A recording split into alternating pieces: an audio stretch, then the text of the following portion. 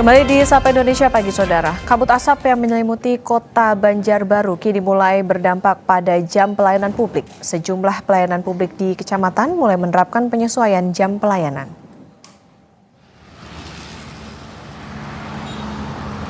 Berdasarkan edaran wali kota, jam pelayanan publik yang sebelumnya dimulai lebih awal, yakni pukul 8 pagi, kini disesuaikan menjadi pukul 9 hingga pukul 16.30 waktu Indonesia bagian tengah. Meski jam operasional mengalami penyesuaian, pihak kecamatan memastikan kualitas pelayanan kepada masyarakat tidak berkurang.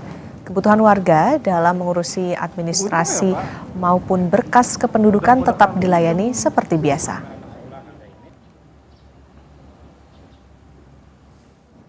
Kami di Kecamatan Leandang tetap melaksanakan tanpa mengurangi tanpa mengurangi waktu.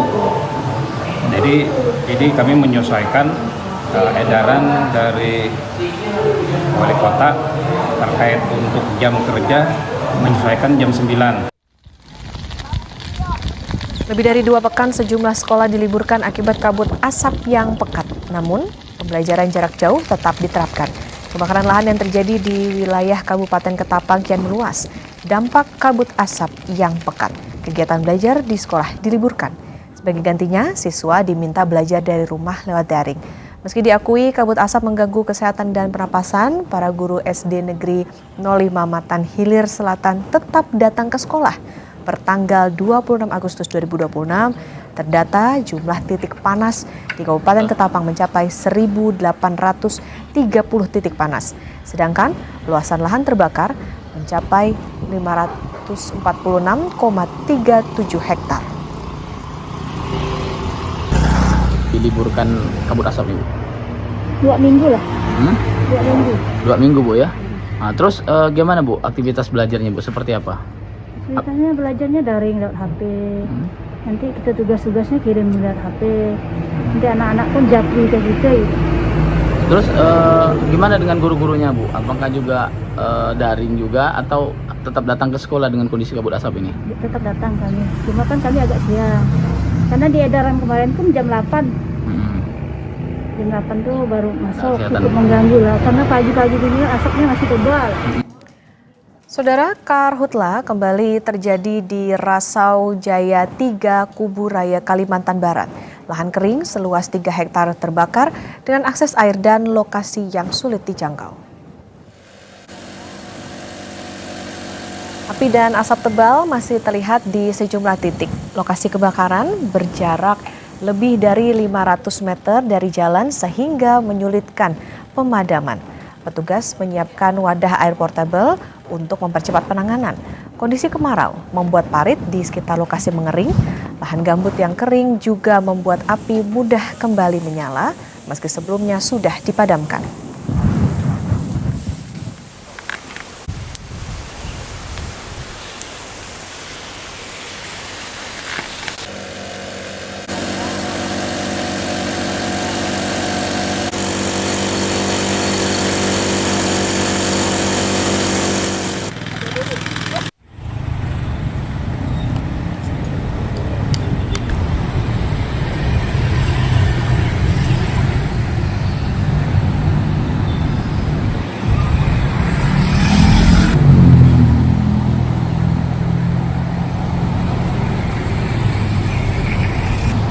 BMKG menyebut kualitas udara Pekanbaru Riau masuk kategori tidak sehat akibat kebakaran hutan dan lahan yang terjadi di sejumlah wilayah Riau.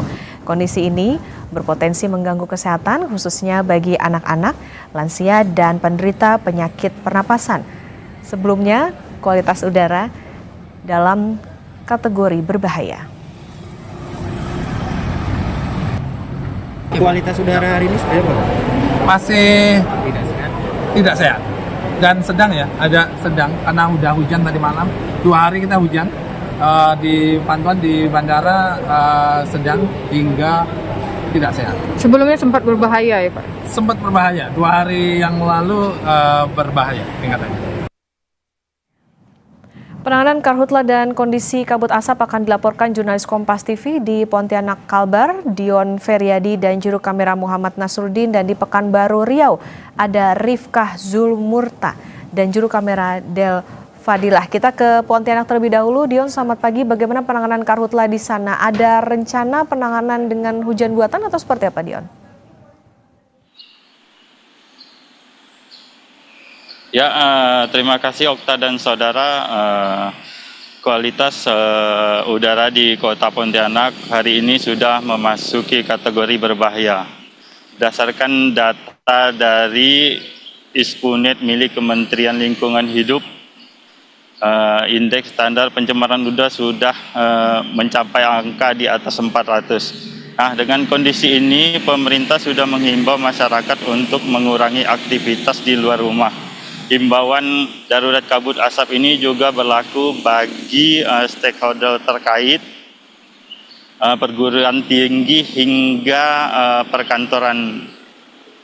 Selain itu, saudara, berdasarkan data Dinas Kesehatan sepekan terakhir bahwa inspeksi saluran pernapasan di Kota Pontianak juga meningkat dari 5 sampai 10%. Dinas Kesehatan menyebut bahwa peningkatan ini yang biasanya hanya 10 sampai 80 kasus per harinya kini meningkat mendekati angka 100 per harinya. Selain itu dapat saya sampaikan juga bahwa saudara, proses pemadaman masih dilakukan petugas di lapangan untuk mengantisipasi memburuknya kualitas udara di Kota Pontianak. Baik, kualitas udara yang buruk dan juga diimbau untuk masyarakat untuk mengurangi aktivitas di luar rumah karena tadi juga ada angka dari ISPA di Kota Pontianak naik 5-10% dari Pontianak, Kalimantan Barat. Kita ke Pekanbaru Riau bersama jurnalis Kompas TV Rifka Zulmurta dan juru kamera Del Fadilah. Rifka, selamat pagi. BMKG sempat bilang kualitas udara Pekanbaru dalam level tidak sehat. Bagaimana kondisi saat ini? Baik Okta dan saudara, sejak tanggal 24 Agustus hingga 28 Agustus 2026, indeks standar pencemaran udara di Kota Pekanbaru dan hari kian menunjukkan angka yang semakin tinggi dan menunjukkan kategori sangat tidak sehat hingga berbahaya. Bahkan berdasarkan pemantauan yang telah kami lakukan pada hari ini pada pukul 5 pagi tadi, indeks kualitas udara menunjukkan angka 645 dengan polutan utama PM 2,5 sebesar 398 mikrogram per meter kubik.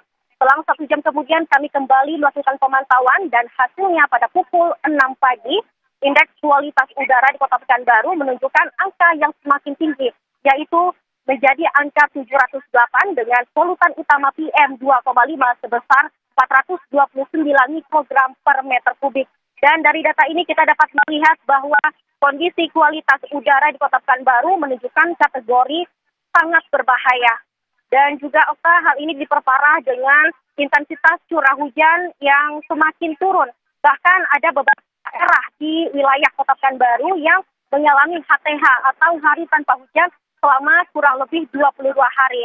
Dan ini juga mengakibatkan kabut asap semakin menebal di area wilayah Kota Pekanbaru. Dan juga kalau kita lihat dari jarak pandang pengendara ini juga sudah mulai menurun. Ini diakibatkan oleh kabut asap yang semakin pekat, terlebih pada sore hari. Dan kalau kita lihat ini dampaknya cukup merembet ke berbagai sektor, salah satunya juga sektor pendidikan, di mana pada tanggal 26 hingga 28 Agustus 2026, ini pemerintah Kota Pekanbaru telah memberlakukan PJJ atau pembelajaran jarak jauh.